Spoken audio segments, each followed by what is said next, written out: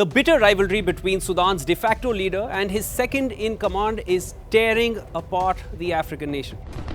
But is this just an internal unrest, or is it becoming another proxy conflict being fought on behalf of larger interests?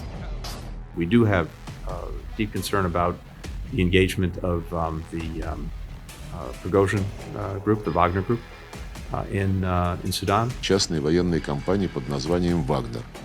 Это его право, об этом министр иностранных дел Мали. Will Sudan become the next Ukraine? I'm Shivan Janna. Welcome to Game Plan. Let's get to the point.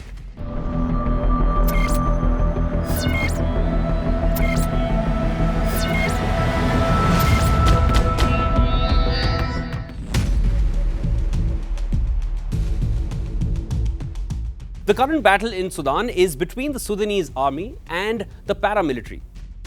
General Abdel Fattah al-Burhan heads Sudan's army and is also Sudan's de facto leader since taking over the country in 2021.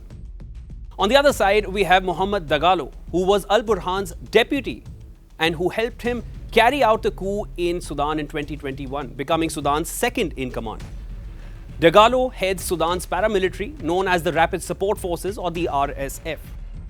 Now, the two military forces have clashed over a disagreement of merging the RSF with the Sudan army. But is it just that simple, or are there other interests involved? The United States remains a steadfast partner of the Sudanese people in their pursuit of a civilian-led government.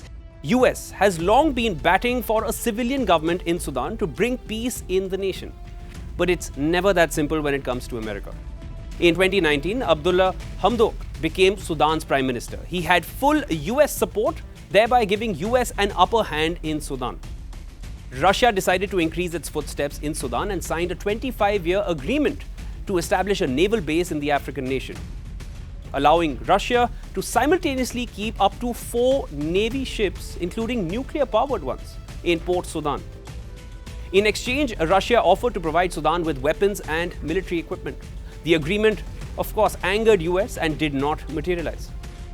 In October 2021, Sudan's military, with al-Burhan and Dagalo at the forefront, came together and carried out a coup and overthrew US-backed Hamdok and took over Sudan.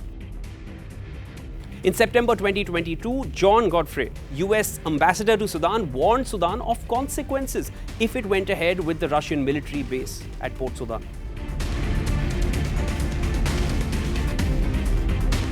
In December the same year, a political framework agreement was signed in Sudan for restoring a civilian-led government in Sudan, exactly what US had been batting for all this while, which would have perhaps brought back US-backed Abdullah Hamdok to the fore, giving US an upper hand once again in Sudan.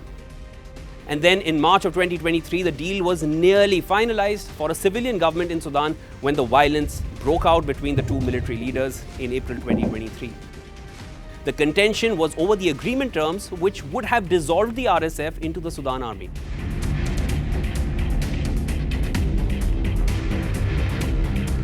You see, Sudan has lucrative mineral resource exports, especially gold. Sudan also provides access to the Red Sea, which is linked to the Mediterranean Sea through the Suez Canal on one side and connects to the Arabian Sea and the Indian Ocean on the other side. This is a busy route for international maritime trade, which world powers are keen on. As per the International Trade Administration, 80% of Sudan's gold is smuggled abroad, and reports suggest that amid heavy sanctions, Russia is using Sudan's gold to fund its war in Ukraine. Then throw in China into the mix as well, which has already established a military base in nearby Djibouti. With China and Russia gaining closeness, US will definitely not back off either. So all in all, it is another case of US and Russia scrambling for a larger footprint, and Sudan is just another battleground. Doesn't it all smell like Ukraine? What is your view? Let me know in the comments.